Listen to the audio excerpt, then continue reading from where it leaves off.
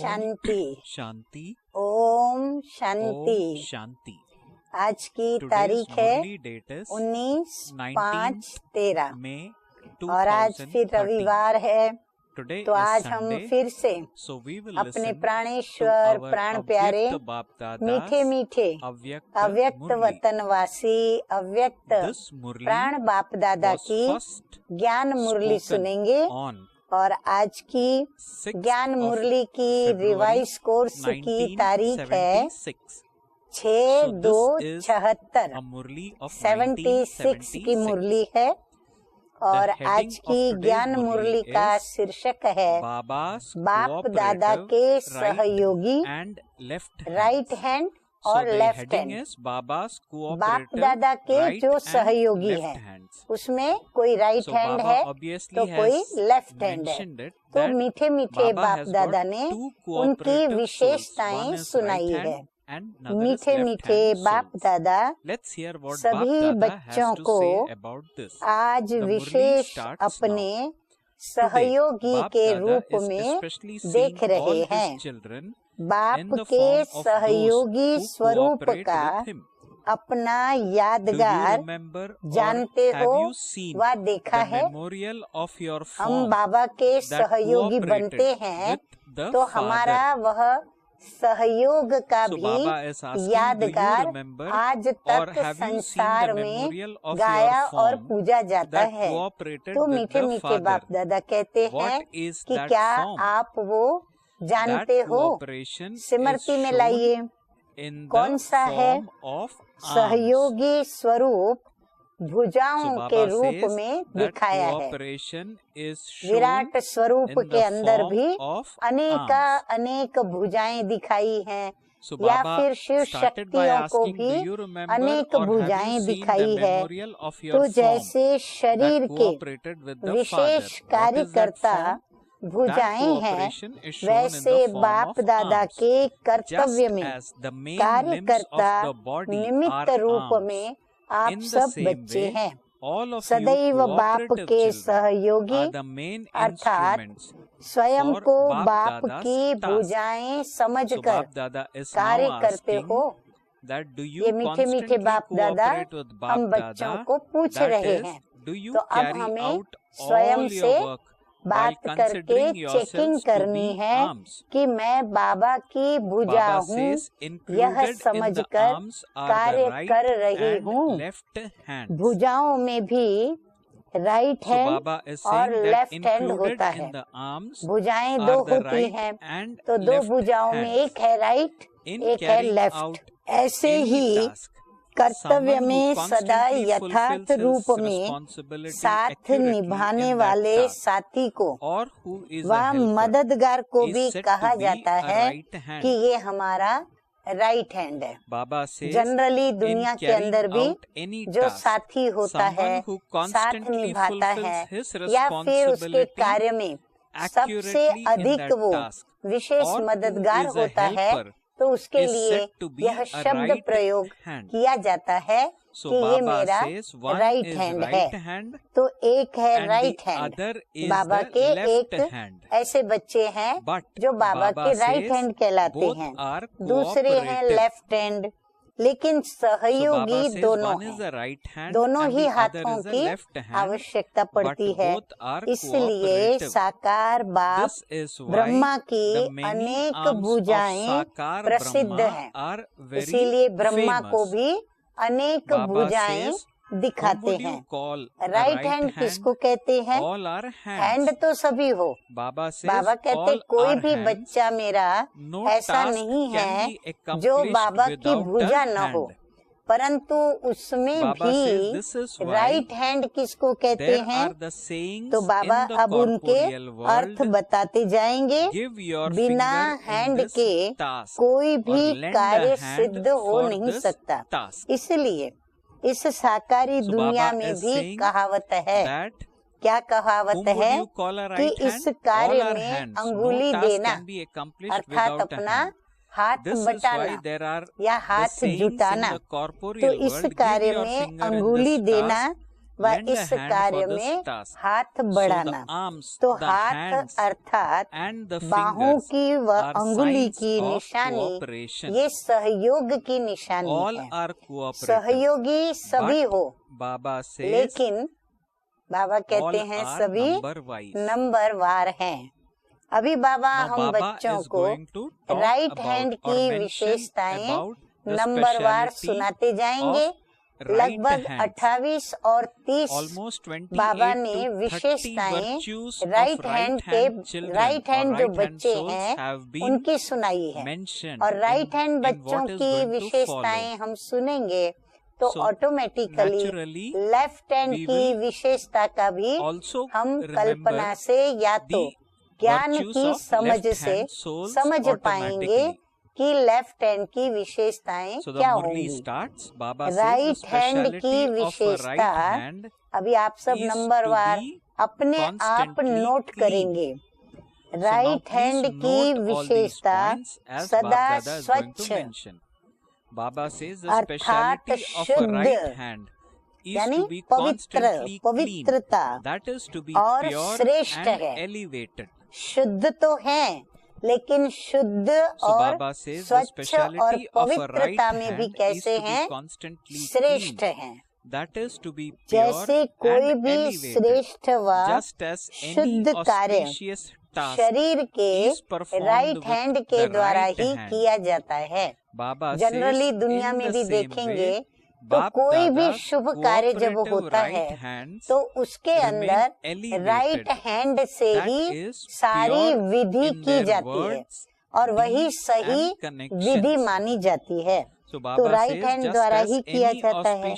ऐसे बाप दादा के सहयोगी राइट हैंड सदा बोल में, हाँ बाबा उनकी फिर विशेषता बताते हैं कि सदा उनके बोल में, कर्म में और संपर्क में श्रेष्ठ और शुद्ध और वो प्यारे रहते हैं।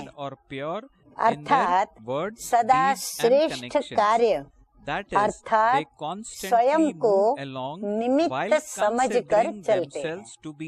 मैं कर रहा हूँ, मैं करती हूँ, ये नहीं, मैं नहीं होता, लेकिन निमित्त मैं कर रही हूँ, करन करावन हार करा रहा है, ऐसे निमित्त समझकर चलते हैं। जैसे भुजाओं के द्वारा कार्य कराने वाली शक्ति कौन है? आत्मा है। शरीर के द्वारा भी काम करने वाली आत्मा है। भुजाएं करनहार हैं और करावनहार है कौन? आत्मा। ऐसे ही राइट हैंड सदैव सहयोगी अपने करावनहार बाप को स्मृति में रखते हुए निमित्त करनहार बनते हैं। जैसे शरीर करने वाला और आत्मा कराने वाली, ऐसे बाबा के राइट हैंड बच्चे वो करने वाले और करावनहार बाबा है, ये समझकर स्मृति में रखकर निमित्त अपने को समझकर करने वाले। तो स्वयं को वो बच्चे करनहार नहीं समझते, लेकिन उनके हर कर्म में कराने वाला करा रहा है तो उनके कर्म में क्या आ जाता है? न्यारापन आ जाता है। न्यारे होकर के कर्म करते हैं तो उनके कर्म में न्यारापन, निरहंकारीपन, अहंकार भी नहीं आता, क्योंकि कराने वाला वो है। खुद करे तो अहंकार आवे। फिर नम्रतापन, नम्र चित्तता दिखाई पड़ती है। तो नम्रतापन के नव निर्माण की श्रेष्ठता भरी हुई होगी। उनके बोल में, कर्म में, व्यवहार में, स्मृति में बाबा ने कितनी ढेर सारी बातें बताई। और फिर उनका स्वरूप न्यारा दिखेगा, निरहंकारी दिखेगा और नम्र दिखेगा और नव निर्माण के कार्य में लगे हुए होंगे। हर सेकंड, आगे बढ़ते हैं बाबा, हर सेकंड, हर संकल्प संपूर्ण पवित्र अर्थात अच्छा होगा। बुद्धि इतनी स्वच्छ होगी, मन इतना शुद्ध होगा, संस्कारों में स्वभाव बड़ा शुभ होगा और शुद्ध होगा, श्रेष्ठ होगा, जिसको सच्चाई और सफाई कहते हैं। हाँ, जिसको ही फिर फाइनल बाबा गुण का ठप्पा लगाते हैं कि सच्चाई और सफाई है। राइट हैंड विशेष शक्तिशाली होते हैं। हाँ, वैसे भी अपन देखें तो लिखने का काम, भोजन खाने का काम, कोई भी कार्य को जब बल पूर्वक करना होता है तो राइट हैंड का बल यूज होता है। राइट हैंड में बल जैसे ज्यादा समझ में आता है, पर लेफ्ट हैंड से इतना कर नहीं पाते। वैसे कोई भी विशेष बोझ उठाने के लिए राइट हैंड ही उठाया जाता है। कोई भी बात की कभी जिम्मेवारी भी यदि उठानी हो तो जिम्मेवारी उठाने के लिए जब हाथ उठाया जाएगा तो पहले कौन सा हाथ उठाएंगे? जिम्मेवारी के लिए, बोझ के लिए हम राइट हैंड ही उठाएंगे। ऐसे राइट हैंड सहयोगी आत्मा सदैव विश्व कल्याण, विश्व परिवर्तक के कार्य की जिम्मेवारी का बोझ अर्थात रेस्पॉन्सिबिलिटी आते ही सहज रीति से वो उठा सकते हैं। यानी यदि उनके ऊपर कभी भी रेस्पॉन्सिबिलिटी, कोई जिम्मेदारी दी जाती है तो वो जिम्मेवारी उन पर पढ़ने से ही वो क्या करते हैं? बड़ा सहज रूप से उसे उठा लेते हैं। कौन उठा लेता है? जो बाबा के राइट हैंड है, अर्थात वे अपने को रेस्पॉन्सिबल अनुभव करेंगे।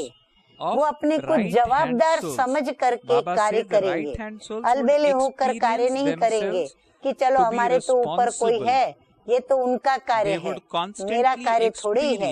लेकिन नहीं, वो जवाबदारी से उस कार्य को करेंगे। सदा मास्टर सर्वशक्तिमान की स्थिति अनुभव करेंगे और स्वयं को भी मास्टर सर्वशक्तिमान समझेंगे। राइट हैंड की विशेषता कार्य की गति में अर्थात उनकी स्पीड में तीव्रता होती है। वो जो भी कार्य करेंगे बिना टाइम वेस्ट किए तीव्र गति से वो कार्य करेंगे और गति से उस कार्य को पूर्ण भी करेंगे। ऐसे ही राइट हैंड सहयोगी आत्मा भी हर सब्जेक्ट की धारणा में, ऐसे ही ये राइट हैंड सहयोगी आत्मा क्या करेगी? बाबा कहते हैं हर सब्जेक्ट की धारणा में ज्ञान, योग, धारणा और सेवा प्रैक्टिकल स्वरूप को लाने में तीव्र पुरुषार्थी होंगे। चारों ही सब्जेक्ट में वो धारणा मूर्त अर्थात वो प्रैक्टिकल होंगे। ज्ञान सिर्फ मुख से सुनाएंगे नहीं, लेकिन जो ज्ञान की पॉइंट वो सुनाते हैं उनकी धारणा उनके जीवन में होगी। योग सिर्फ दिखावे का नहीं होगा, लेकिन प्रैक्टिकल बाबा से वो योग करते रहते होंगे। तो बाबा कहते चारों ही सब्जेक्ट में तीव्र पुरुषार्थी होंगे, तो सदा वो एवर रेडी होंगे। ये है राइट हैंड की विशेषता। तो अब मीठे मीठे बाप दादा हम बच्चों को लेफ्ट हैंड की विशेषताएं कुछ बता रहे हैं। बाबा कहते हैं लेफ्ट हैंड सदा सहयोगी रहते हैं, लेकिन स्वच्छता के साथ साथ ध्यान से सुने, क्या दोनों के बीच में अंतर है? वो बाबा सूक्ष्म अंतर अब स्पष्ट कर रहे हैं कि वो भी सहयोगी तो सदा रहते हैं, लेकिन स्वच्छता के साथ साथ अस्वच्छता अर्थात संकल्प, वाणी और कर्म में कभी कभी कुछ न कुछ अशुद्धि भी रह जाती है। मन, वचन, कर्म में कुछ न कुछ बाबा कहते हैं अशुद्धि माना अपवित्रता रह जाती है, संपूर्ण स्वच्छ नहीं। इसका मतलब क्या हुआ? संपूर्ण स्वच्छ नहीं। पुरुषार्थ की गति में तीव्रता कम रहती है। राइट हैंड तीव्र पुरुषार्थी और इनके पुरुषार्थ की गति में तीव्रता कम रहती है। करेंगे, सोचेंगे, लेकिन लेफ्ट अर्थात लेट करेंगे। क्या कहेंगे? सोचते रहेंगे, करेंगे, आज नहीं तो कल करेंगे, जरूर करेंगे। तो बाबा कहते हैं लेफ्ट। इसका मतलब क्या हुआ कि राइट हैंड से वो उनकी भेंट में कर्म लेट ही करेंगे। जो भी करेंगे वो लेट माना देरी से करेंगे, साथ देंगे, कार्य भी करेंगे, लेकिन पूरी जिम्मेदारी उठाने की हिम्मत नहीं रखेंगे। साथ भी देंगे, सहयोग भी देंगे, कार्य भी करेंगे, परंतु पूरी जिम्मेदारी उठाने से थोड़े घबराएंगे, थोड़े डरेंगे, हिम्मत नहीं रखेंगे। सदा उल्लास और हिम्मत रखेंगे, लेकिन निराधार नहीं होंगे। उल्लास और उमंग होगा उनके अंदर, कार्य करने का उमंग, उल्लास, पुरुषार्थ का उमंग, उल्लास, लेकिन निराधार नहीं होंगे। अर्थात एक बाबा की याद में एक बल, एक भरोसा, एक में निश्चय रखते हुए कार्य की हिम्मत रख करके करे जवाबदारी से, वो नहीं कर पाते हैं। उनकी स्टेज बहुत समय कैसी रहती है वो बाबा बता रहे हैं, ताकि हम बच्चों को अपनी स्थिति की चेकिंग करना बड़ा सहज हो जाए। हम राइट हैंड हैं या लेफ्ट हैंड है। तो बाबा कहते हैं उनकी स्टेज बहुत समय वकील अर्थात लॉयर की होती है। वकील क्या करता है? अपने केस को जीतने के लिए वो दलील करता रहता है, दलील पे दलील, दलील पे दलील, माना अपने क्लाइंट को बचाने के लिए, उसको निर्दोष साबित करने के लिए वो खूब दलील करता है। तो बाबा कहते हैं ऐसे बच्चे भी क्या करते हैं? अपने को निर्दोष साबित करने के लिए जैसे वकील बन जाते हैं, यानी दलीलें करते हैं कि वैसे तो मेरी भूल नहीं थी, पर अभी उसने ऐसे किया इसीलिए करना पड़ा। नहीं, वो ऐसे हुआ कि ऐसे करना नहीं था, परंतु ये बात ऐसी थी या ये समय ऐसा था कि मुझे करना पड़ा। माना उसके लिए वो दलील करेंगे कि मेरी गलती नहीं थी, या तो किसी व्यक्ति की गलती थी, या किसी वातावरण की गलती थी, या फिर कोई परिस्थिति ऐसी निर्माण हुई। इस प्रकार वो किसी न किसी को आगे रखेंगे और सिद्ध करेंगे कि मैं निर्दोष हूँ।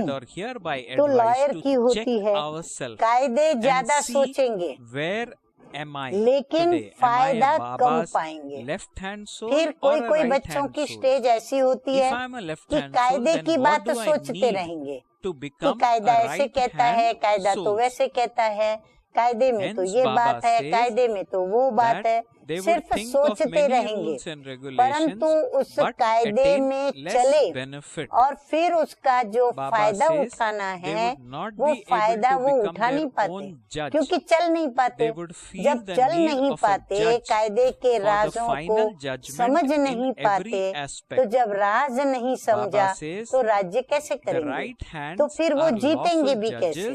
तो इसीलिए बाबा कहते हैं फायदा कम पाएंगे, स्वयं के जस्टिस नहीं बन सकेंगे, खुद ही खुद के निर्णायक बने, जज बने और खुद ही खुद के कर्म के लिए जजमेंट देवे कि हाँ मैंने जो कर्म किया वो श्रीमत के अनुरूप किया, मैं राइट हूँ या मैं रॉन्ग हूँ।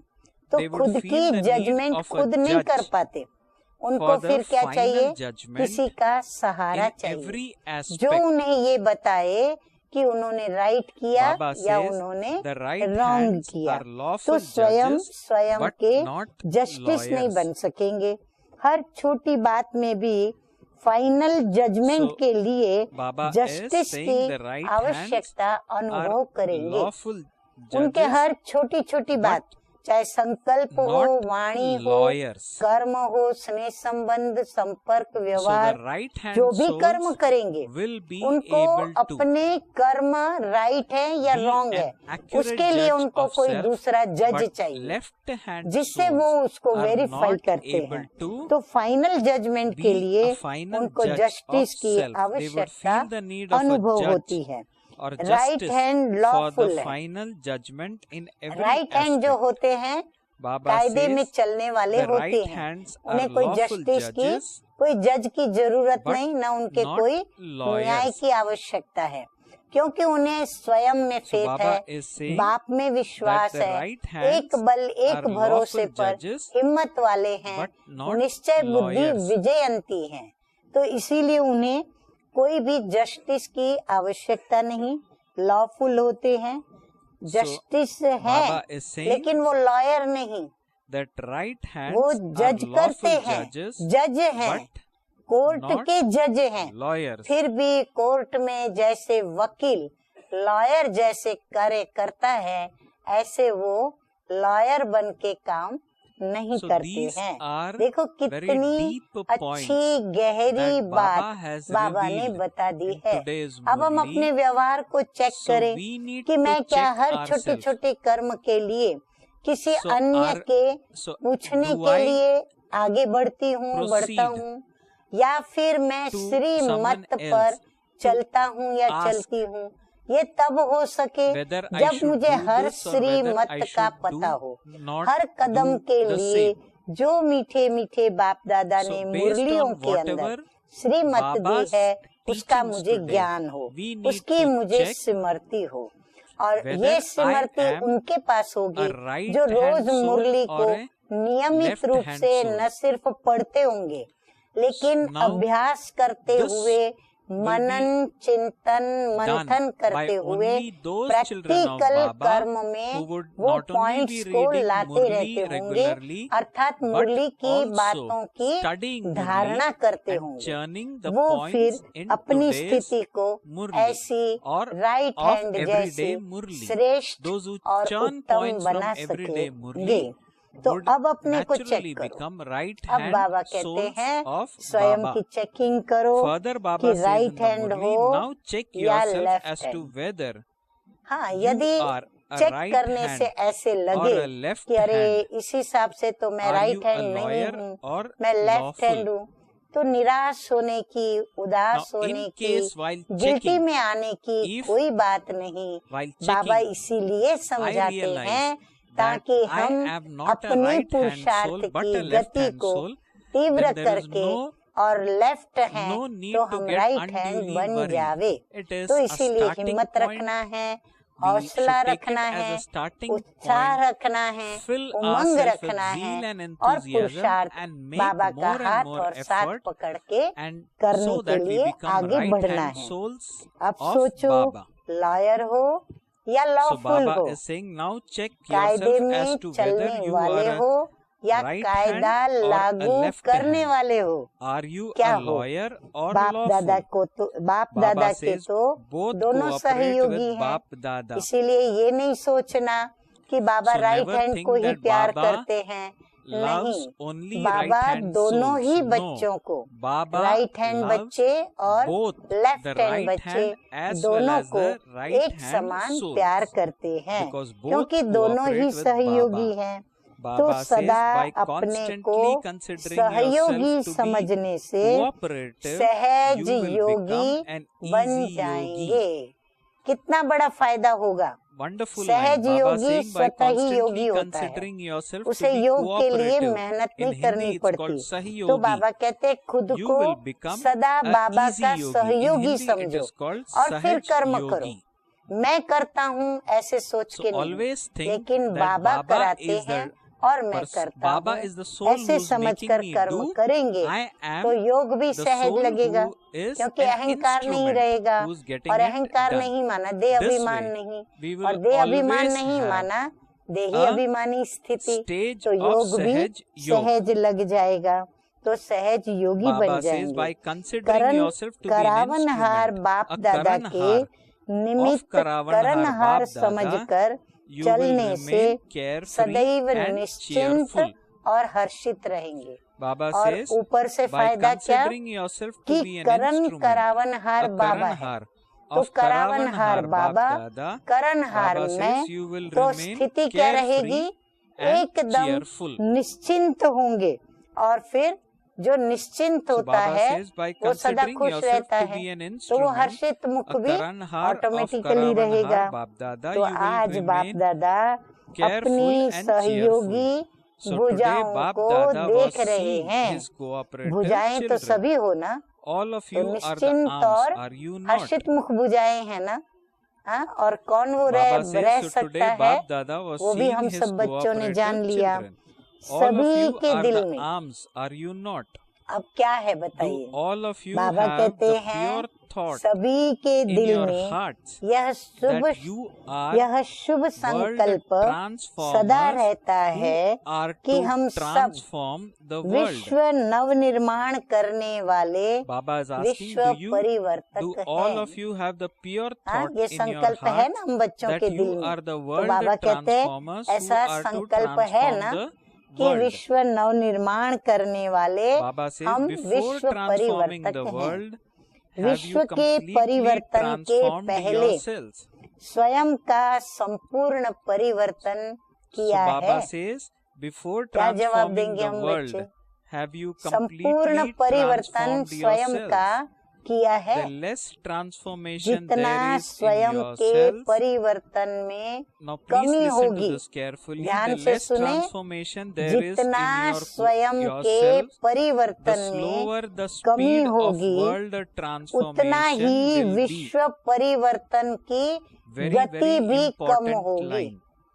उतना विश्व का परिवर्तन भी बड़ा धीमी गति से होगा। स्वयं के परिवर्तन से ही समय का परिवर्तन कर सकेंगे। अगर हमारा परिवर्तन नहीं तो समय का भी परिवर्तन नहीं कर सकेंगे। तो स्वयं को देखो तो समय का मालूम स्वतः ही पड़ जाएगा। इसीलिए हम जो समय का इंतजार करते हैं, अभी तक विनाश नहीं हुआ। बाबा तो कभी से कहते हैं कि अब विनाश होगा, विनाश समीप आ गया, विनाश सर पे मंडरा रहा है, परंतु अभी तक विनाश नहीं हो रहा है। तो बाबा कहते कारण क्या हुआ कि हमारे परिवर्तन की गति जो है वो धीमी है। इसीलिए समय की भी परिवर्तन की गति धीमी है। तो स्वयं को देखो तो समय का मालूम स्वतः ही पड़ जाएगा। परिवर्तन के समय की घड़ी आप हो। बाबा कहते समय का परिवर्तन यदि देखना है तो उसकी घड़ी कौन है? आप स्वयं को देखो। मैं कहाँ तक पहुँचा, जितना मैं पहुँचा उतना समय पहुँचा है आकर के। तो स्वयं की घड़ी में टाइम देखो। समय देखते हैं ना। सारे विश्व का अर्थात सर्व आत्माओं का अटेंशन कहाँ है? बताइए कहाँ होगा? बाबा कहते हैं अब आप निमित्त बनी हुई समय की घड़ी पर है। वो हमें देख रहे हैं कि अब और कितना समय रहा हुआ है। ये कितना जल्दी परिवर्तन करेंगे उतना जल्दी समय का परिवर्तन होगा। तो इसीलिए वो हमें निहार रहे हैं कि कब ये जल्दी परिवर्तन हो और कब समय जल्दी परिवर्तित होके पुरानी दुनिया से नई दुनिया आ जाए और सुख चैन की बंसी बजे। इसलिए इस पुरानी दुनिया के समय को समाप्त करने के निमित्त नई दुनिया को यदि जल्दी लाना है तो पुरानी दुनिया को जल्दी समाप्त करना पड़े। परंतु ये समाप्ति किसके हाथ में है? बाबा कहते हैं तुम बच्चों के हाथ में है। जितना जल्दी तुम स्वयं का परिवर्तन करोगे उतना पुरानी दुनिया की समाप्ति जल्दी होगी। तो समय को समाप्त करने के निमित्त स्वयं को समझते हुए स्वयं को संपन्न बनाओ। तो समझा?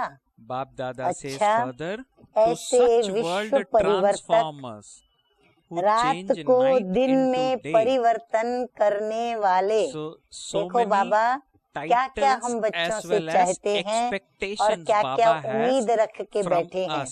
पुराने को नया बनाने वाले बाप दादा के श्रेष्ठ सहयोगी अर्थात सदा सहज योगी, ऐसे सदा विश्व के हितकारी विश्व कल्याणी श्रेष्ठ आत्माओं को बाप दादा का याद प्यार और नमस्ते।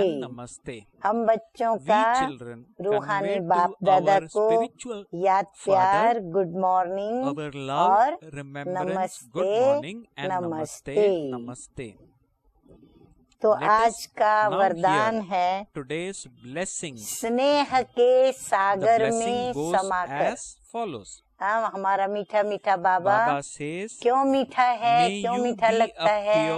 क्योंकि वो प्यार लुटाता है, अथाह प्यार देता है हम बच्चों को और बड़े प्यार से शिक्षाएं देते हुए बड़े प्यार से हम बच्चों को परिवर्तन कराता जाता है और मनुष्य से देवताओं जैसा मीठा बना रहा है। तो ऐसे स्नेह के सागर में समाकर मेरेपन की मैल को समाप्त करने वाले करण करावन हार करा रहा है, मैं निमित्त हूँ। इसीलिए मेरेपन की मैल है ये, मैं करता हूँ, ये मैल है।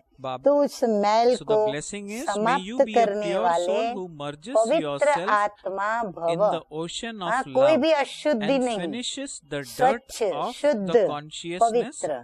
तो बाबा कहते हैं ऐसी पवित्र आत्मा भव जो सदा स्नेह के सागर में समाये रहते हैं। समाया हुआ कौन रहेगा?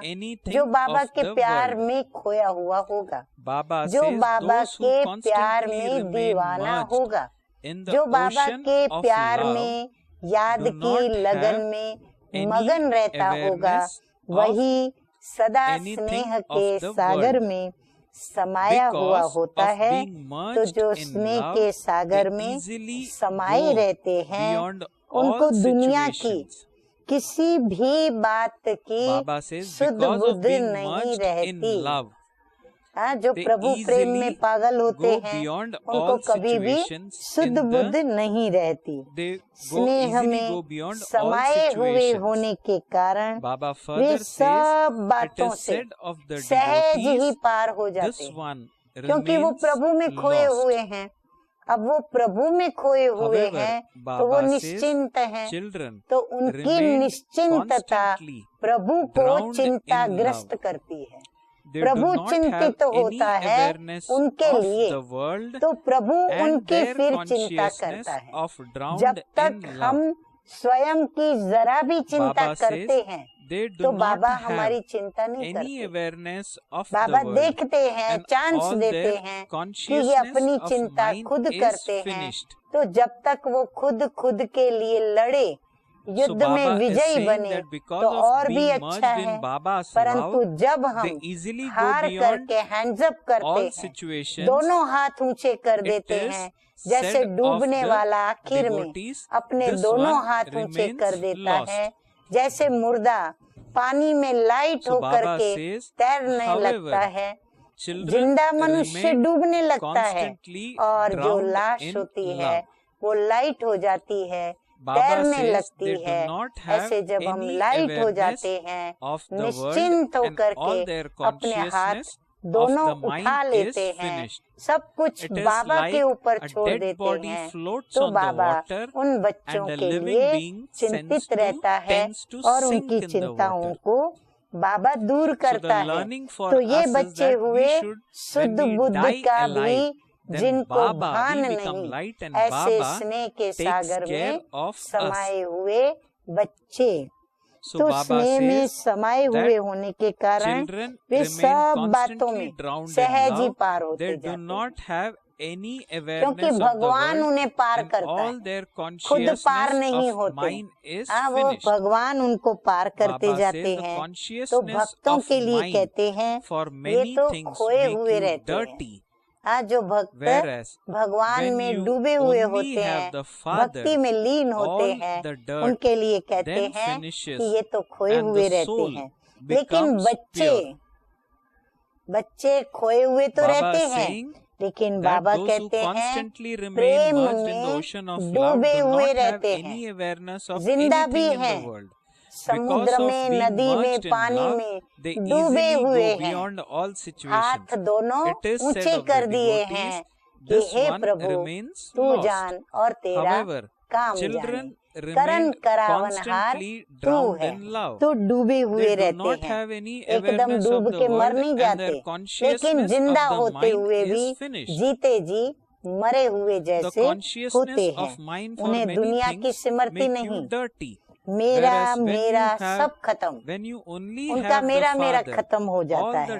अनेक मेरा मैला बना देता है, अनेक प्रकार में हम मेरा करते हैं। संबंध तो मेरा, देह मेरी, देह के संबंधी मेरे, काम मेरा, जड़ पदार्थ मेरे, चीजें मेरी, वस्तु मेरी, कितना मेरा है। तो ये मेरा मैला बना देता है। एक बाप मेरा ये सब को समेट दें, समा दें और हम एक ही संकल्प में रहें कि एक बाप मेरा, तो मैलापन समाप्त हो जाता और आत्मा पवित्र बन जाती है। तो आज का फिर स्लोगन है, बुद्धि में ज्ञान रत्नों को ग्रहण करना। ग्रहण करना माना उन रत्नों की धारणा करना, अनुभवी बनना, कि बाबा ने जो कहा वो कितना सत्य है।